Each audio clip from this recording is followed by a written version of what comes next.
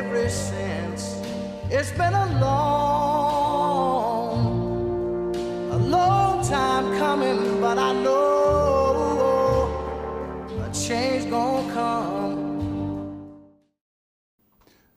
As a child growing up in rural Colchester, Connecticut, located in southeastern Connecticut, a community inhabited by people of the Jewish faith, Irish Catholics, and New England Yankees. My family was one of 15 African-American families who had migrated and journeyed their ways to the South, from the South during the turbulent Jim Crow period to the industrial northeast of this country. My childhood, I can honestly say, was uneventful with no big fanfare, even though I was the only African-American child in my classes. I eventually understood this was going to be the case while growing up in a predominantly white educational system and community. I can definitely say there were times I would like to forget, which were very difficult while traveling on the road toward my self-awareness journey. There were times I felt as though I did not belong. I had feelings of being ostracized by my peers, negative imagery which was part of the daily educational curriculum, and current events. To remind everyone, I was a child during the 1960s when there was racial tensions playing out every day on television. I would soon learn in my adult life the challenges and experiences I was confronted with as a child, motivating factors behind my passion for telling the story about the Images of America collection, and why there is so much reluctancy in wanting to view or discuss it. As an 11-year-old in the 6th grade, I loved history, as I continue to do this to this day. The teacher would say to the class, "Open your social studies books to chapter 4 on slavery." All of a sudden, I would get a dull ache in the pit of my stomach. I would begin to feel sweaty, and my heart rate was increasing second by second. As I flipped through the pages of the book, ever so slowly, knowing what was awaiting me in chapter 4, I was deliberately taking my time getting to the page. I was looking out of the corner of my eye, not to cause any attention to myself, hoping no one would see my anxiety showing. As I watched my classmates, as they were already on the page, the conversation about slavery began. I was still going painfully page by page. I eventually came to the page where my classmates had been 5 minutes prior to. What I'm describing as a nightmare while going through social studies in elementary school sounds funny, but in reality, it was a very scary, intimidating time in my life. When I finally landed on the page as we were instructed by my teacher, my eyes were fixated on the chapter titled Slavery in the Migration Period. Struggled to view the picture on that page, which showed an African slave who was chained around the neck, and his wrists and ankles were shackled to a pole. The African who was chained to the ship's railing had the appearance of an ape-like creature. His hair was coarse, eyes were wide, protruding from his head, nose, and his nails sat flatly on his face, which was larger than normal in a picture that it should have been. As I viewed the offensive picture from the book, the first thing which popped into my mind was, what were my classmates thinking? I wonder, were they going to make fun of me because of the offensive picture of the African slave on the slaver ship? I remember when I arrived home after school, my mother would always ask me and my brothers and sisters, "How was your day?" She always knew when something was wrong or something was troubling any of us. So I proceeded to tell her what had occurred in social studies class, where I was upset by what I had viewed in the book. Just like it was yesterday, my mother reassured me that I come from a very strong American background, African-American background, which I should be proud of, no matter how social studies books portrayed Africans. I always said to myself that I had the best of both worlds, where I had a personal teacher in my mother and someone who I trusted knew what she was talking about whenever it came to African-American history. As I've morphed over the years in inheriting my mother's collection of African American artifacts and memorabilia, which my mother had left to me upon her death, I am always quick to explain this in every episode, how my mom left her collection. So when I had the opportunity to finally go through the vast collection and boxes which were left to me by my mother, I began to have a deja vu experience. For a brief moment, where I revisited, again, my elementary school in my mind as this 11-year-old African-American child who experienced stress because of disturbing images of African-Americans who resembled me in hair texture and complexion. You see, as I rummaged through boxes and boxes of artifacts and memorabilia, I came across some of the most disturbing, racist, and offensive memorabilia. I mean, the artifacts and memorabilia my mother had collected went from historical to comical, and they were comical. Then I realized the message about African American history and the images of America needed to be told. Again, as I have been discussing in past episodes, there have been consensus of people, both African American and white, who believed the memorabilia was too difficult to view or to discuss. Yes, I was affected by the experience of viewing the African slave being shackled and portrayed as a monkey in my social studies book. Just as individuals are affected by the presence or discussion pertaining to the oppressive and disturbing memorabilia, which we will soon learn was referred to as coonery. As I proceed to the segment, which is a segment from the presentation, imagery, and perception out of the collection, I do this to schools, churches, and other public venues. I like to do what I call icebreaker moments involving the audience. I do this because the content and images of display are very difficult and painful to view. Now, the memorabilia I speak of is considered offensive and racist by most, are 7 inches in height and is made of cast iron metal. These were banks which took on the image of African Americans with a large head, bulging eyes, and wide mouth. The banks were controlled by a lever which was attached to the back of the figures. The banks were identified as Jolly Nigger Banks. This is what they were called. When I displayed the banks to audiences, I'll always give me a brief discussion on how perception can play a factor in feeding into stereotypes and mythology. In the case of the memorabilia, I believe we all can agree they are repulsive, racist, and can send the wrong message to people, as these do. After I have laid the foundation for discussion, I turn to the audience and I will ask them if they can tell me the origins of where these banks were made and where they were manufactured. After I throw my question out, it took seconds for a sea of hands to go up to answer where the origins and the manufacturing of the banks occurred. The answers ranged from China, Hong Kong, Africa, and Spain, as I figured out they did not have a clue as to where these offensive objects came from. So I had to revisit the discussion I had earlier regarding the years I spent agonizing as a youth, African-American child in a predominantly white classroom, looking at Africans who were depicted in the social studies book as subhuman people. That impression would have been etched in my mind had it not, again, for my mom having pearls of wisdom conversations with me about the subject matter. So, now the suspense was agonizing for individuals, for me, to tell them where the memorabilia now came from. Before I can give up the information, I had to explain to them what that was and what was the catalyst behind the banks and why they were manufactured. After all, it was very important for the audience to understand this last part of the program and how imagery and interpretation can alter behaviors of people for centuries.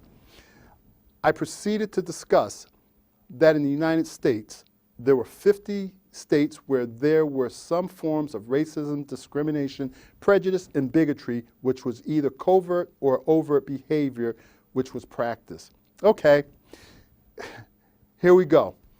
The bank which some called depending on who you ask, was called black memorabilia or coonery, came onto mainstream in 1882 in two places, Great Britain and the United States. The original nigger banks began to appear after the end of slavery in the United States, but they were imbued with this racial thinking that slavery created. I quote,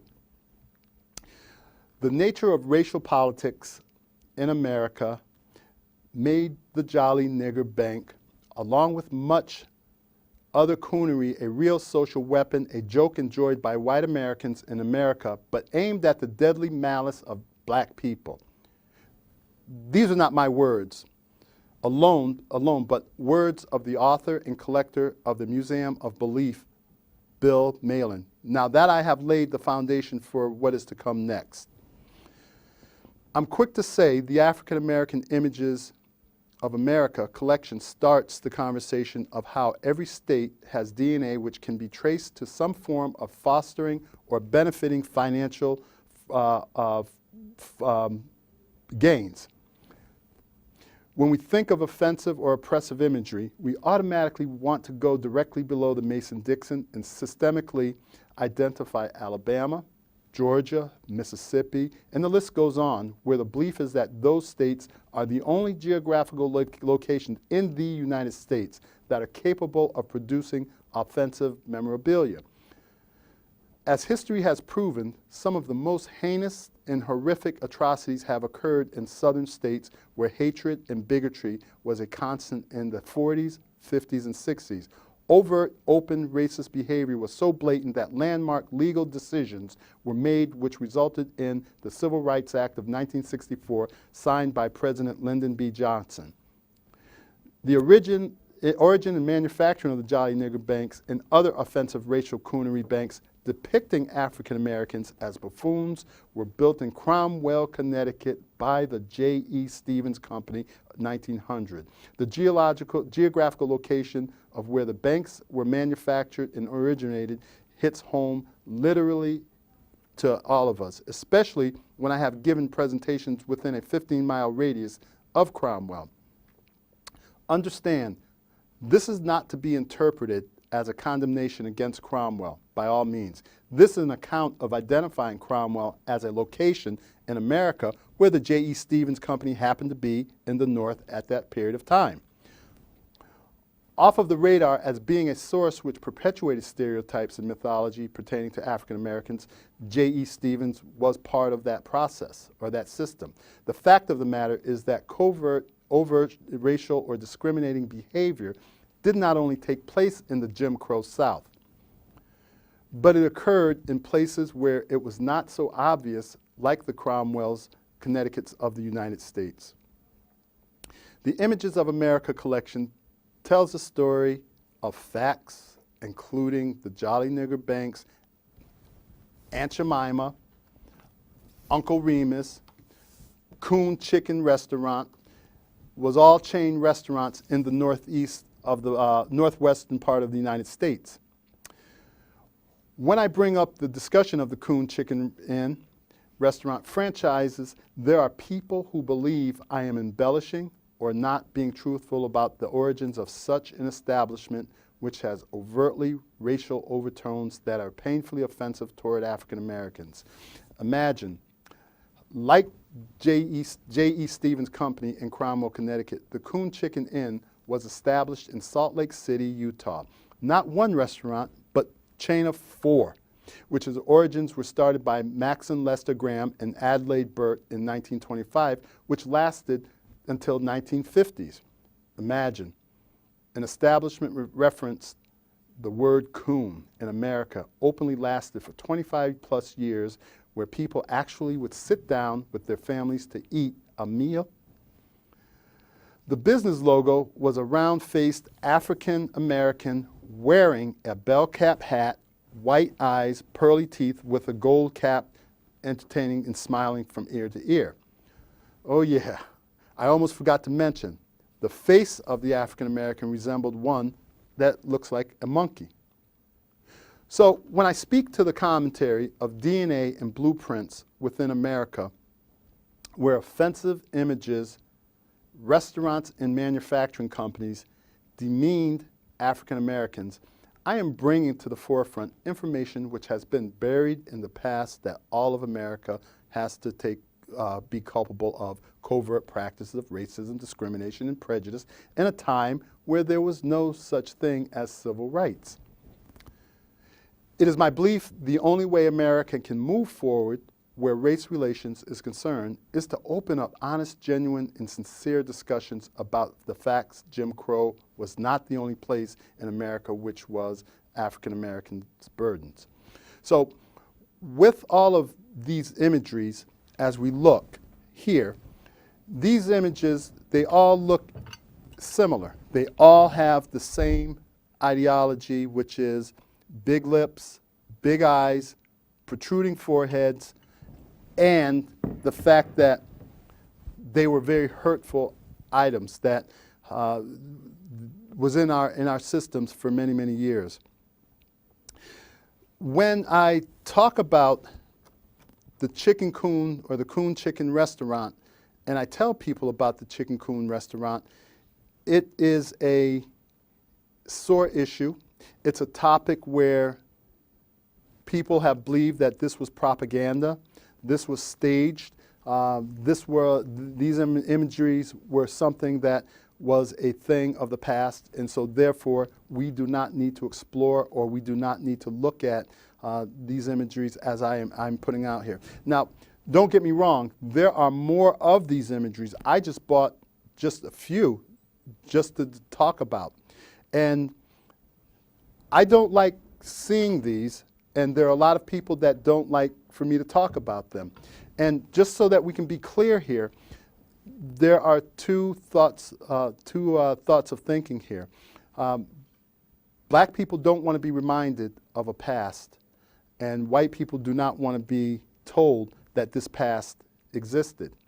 And as I said a few minutes ago, we need to talk about the discussion of where these items were manufactured, and we need to talk about the issues of how we can move forward.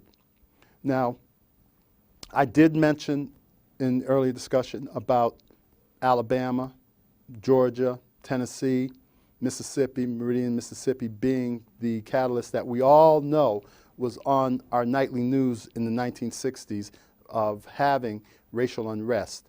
But we still have to remember that this sort of activity occurred every day in the United States. And I mentioned the word covert and overt. Covert, for those that quite don't understand, and I'm not playing on your intelligence here, but I try to be as informative as I can. So when I speak of covert, I'm talking about things done or practices being acted out under the guise of secrecy, or not really being seen for what they really are, or talking about what you really feel. Overt means the opposite, which you're very blatant, you're very upfront about what it is that you're trying to say or the message that you're trying to give. So here's the difference. The difference with these articles and these artifacts that we all have identified existed, or we think existed, only in the South. They didn't. These imageries, they existed all over the country. The Coon Chicken Restaurant, as I already mentioned, portrayals and pictures of Aunt Jemima. They even have cookie jars, Aunt Jemima. These hideous figures. And the thing that really hits home is the fact that the imagery that sits before me when I speak to people here in the Northeast, they say, oh, no, no, no. And that's why when I give the presentation, I always want to see if anyone has done their homework, or to see if they really are on point with where some of these items were manufactured and they originated from. So I like to do that for myself, and just to see who's been paying attention. And out of all of the presentations and out of all the places I've been to with the African American collection, Images of America, I can tell you no one has quite been able to give me the exact origins and the manufacturing location of where these items were made. And when I tell them, especially when I'm doing a presentation in Connecticut, everybody, you can hear a pin drop. They can't believe it. And how could that be? This is supposed to be the North. This is supposed to be the place where freedom, this is the place where open thinking, this is the place where civil rights issues were not a problem. But right away they were quickly to identify Alabama, Selma, Alabama, Meridian, Mississippi, Stone Mountain, Georgia, as the places where these came from. And my point of bringing this collection and bringing these hard artifacts and imagery to schools, churches, organizations is basically to say, America, we have to be responsible for what we produced and what we made.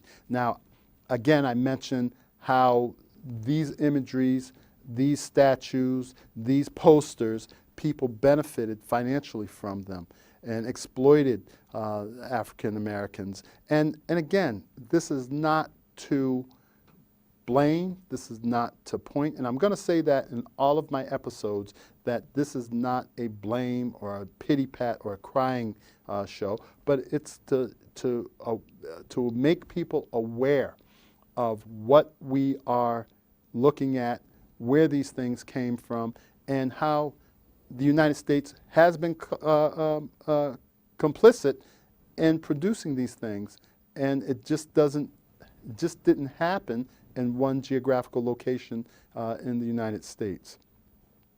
So where we're going to move next is we're going to start to talk about Jim Crow, but that won't be this episode.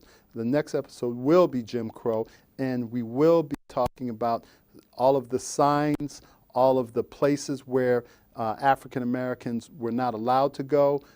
This was the beginning of the actual exploitation and the information leading into segregation and leading into the crux of the civil rights movement. And again, when we get to that episode, some of the content, some of the information is going to be tough to look at.